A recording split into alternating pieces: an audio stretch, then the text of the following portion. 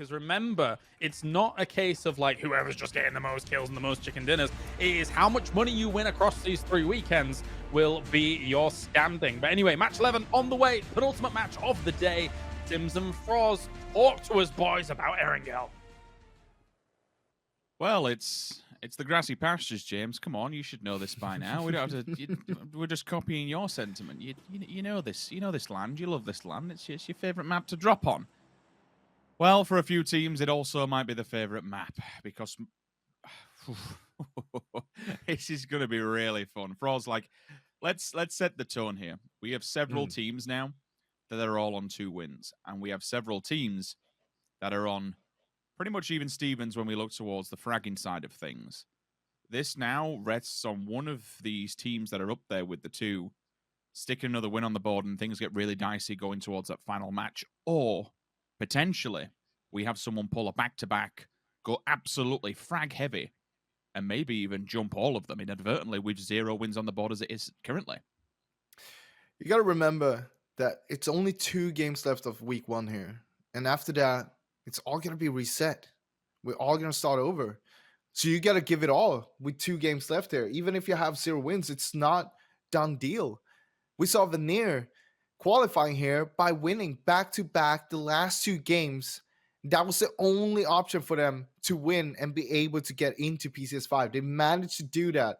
So far, that's not really what we're seeing from Veneer, though. They're not really there right now. But what is that first circle? We're going with the water theme here today, I guess, because another 50% water. And Hall of Game, sure, they have only 17 kills. They have a win on the board. They swing back to the top side of Lipovka and give themselves an easier time heading towards the circle. Either that, or they just know that Lipovka's strutting so much into the water for us that next circle will be involved in a big old pull-up. Rosmar gets 2. That is pretty damn huge. Nade's outside the window as well, so a lot more damage is going to get involved here. Honor at least takes out 1, Tixu down. Rustamar looking for him, jumps up through the window. That's 3 of them down, dead. Make that 4. Galactico, 16th place, removed in game 5. Great hold there from Rustamar. Not just finding 1, but 2 knocks on that initial crash. That's so important. Meanwhile, we do see that Jempty is going down to Schofield. Let's wait and see. BBL trying to make their way in. Might force a fight here. Heroic might try to third part this. Whoop. 2 knock now on BBL. Kind of massive, Still alive, still in his hand as well. Oh dear. Oh dear, oh dear. Smash. Marco, you boys need to be the savior here. First one over the shoulder will go down. Smash solidifies it, looking towards the wooden shack on his left-hand side. He clearly has the information. Heroic slowly but surely lingers. Ghost of Scoom in the vehicle on the side, just floating by. Hopefully no one's inside of it. This is what I'm talking about. You can play from here, but it's not really a great spot right now. Not yet. That's exactly why. Squeaky finds 2 with a nade there, actually. Tokyo Magic Gang is going to go out. It's going to be Gear Up who finish them off, and it's going to kind of go towards the southwestern there. Supermassive Blaze still looking good. Ends and Hall of Game still good as well. Fate lands that good nade, but it's going to go out though. Ends, are they going to push on this? They know there's 2 knock people down there. They got to be careful from the uphill there as well, with Hall of Game being just close by. Veneer coming in hot now. They're going to try swing in under the cover of fire because this is currently a very, very hot area. No matter where you go, big old nades will be flying by. 1, 2, 3. Lou doesn't get the 3rd one. It's going to be the boom in the back. Perfectix might just get him though. No, he's got away with murder. Never mind. Squeak is there to answer the call. They're going to get involved in this regardless. Nade goes back. Thank you, De Boom. Goes boom, sadly. His own nade as he drops it out of his hands. His body hits the floor and a follow-up as well. We'll finish off VP. 2 teams at the foothills will die. BTM, last man standing. Just watch his teammates unfortunately go down to his own teammate's grenade. Where is Slickwy gonna go though? Are they gonna crash straight into Ends here? Surely they have to. After I heard all of this, having a quick look, he's just thrown Cliff in the window like, you know what, you lean out of there, you take a look. Will you see anything? Just shoot. Don't shout, just shoot. I'll turn away. That's the danger. Go on. Having Hall of Game up there on the high ground compound as well, meaning that there's 6 players in that compound holding it down. You definitely do not want to breach that right now. But Team Liquid swirling around outside the circle, still trying to figure out what do we do, where do we go, what is the next play here. BTM. They haven't spotted him. What? Oh, Mexi does spot him in the end. Now they gotta take this fight pretty quick though. The Blues already forcing in there. Oh my god, Marco's doing so much damage, been impactful. One of them already knocked to the side of face, still carrying on. Look at the damage. One. This is so damn sick. Continues as well. Looking for the front. Tags up the players, even the kick on the gun. He's just controlling this like an absolute madman. They're pushing forwards. They are rolling into phase. This is no problem whatsoever. No fear. And Fuzzface left to hold the line. Uri goes down to Clip. And they got a knock onto one of the players from end, so they have breached the building that they had their eyes on earlier on. Rustamar also falls down. Keep an eye on that bottom screen because we've got 2 fights, 2 different places here. Mexi doing some serious damage. Marco at least answering back. Fuzzface will get 1, so smash. Silence for all but a moment. Might even try and go for the smoke and the res onto the side of Aitzi. If he just caused enough grief to put the distraction smoke down, they're looking for him. He's no idea what's going on, but Rupture has. Different angle, different player, different team. Final one will strike. Fuzzface is all tanked up and into the smoke he goes, gets the med off and will continue.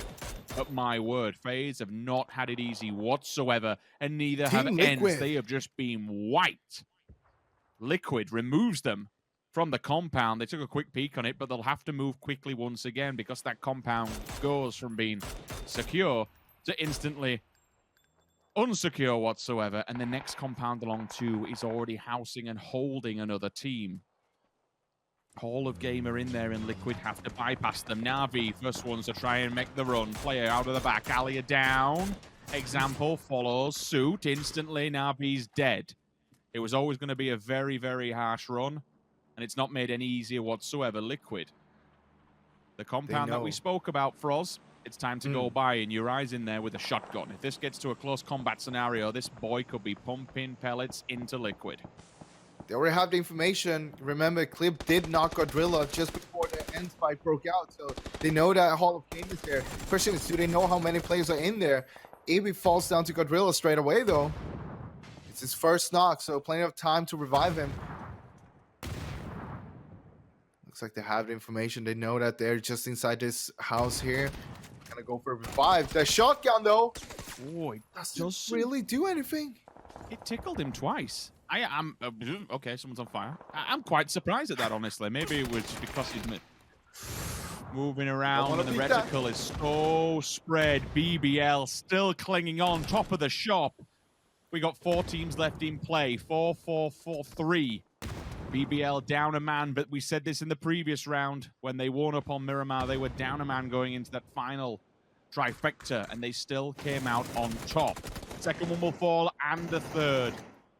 All of a sudden, it comes down to one individual smash to try and hold the line. If he goes down, Froz, we get another winner on the board to join the rest of the teams rolling into the final match of this evening. Liquid, they're smelling this, they heard this, they see that knock as well. And now the question is, how hard are they going to be pushing? They need to take control over this. They know that if they take control over this, they have all of the high ground to work with later on. Trying to find something. Team lands a few shots on BSD, but it's not going to be enough for now. Meanwhile, all the others trying to set themselves up, moving a little bit towards the western side there. You've got to try and keep up with that. Like next game, Heroic is going to be the team to watch. If they get the win, they jump everybody. That is a massive buffer and a massive swing they give one another. Saying that, if BBL just makes it to the point where they have in this round in particular, they get to 4th and no one else has got the win on the board.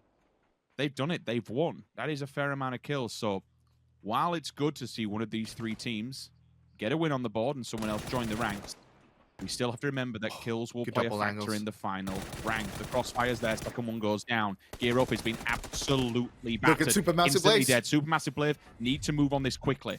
Liquid's in a very weakened state with Jeems down to very little HP.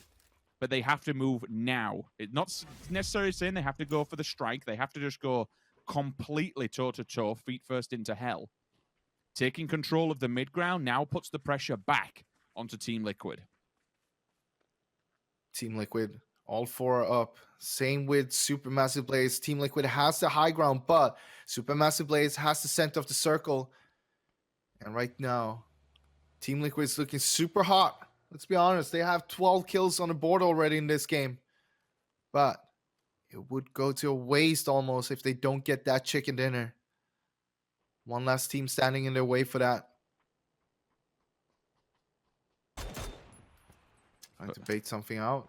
Gotta be careful. You don't want to get yourself knocked, even though you're trying to bait them towards that position. He's gonna try to join up with the others. Oh, Mexi. Okay. That's a good flank. He's worked his way down here. All the smoke's been committed. The second the blue starts to go, nade's been cycled. He might have just caught a glimpse of him. Yes, he has. He's got all 3 of them. One, two. Second one looking for it, doesn't get it. It's instantly denied. Back on the shotgun, Mexi goes down by it. Jeems also instantly flushed. No rest for the Wicked whatsoever. Clib now has to go into recovery mode. You do have Ibby on the back line as well. That shotgun actually did the job. We questioned it. We questioned the play, but it's been fruitful. Ibby straight through. 1, 2. Thank you. Turns this around for Team Liquid completely.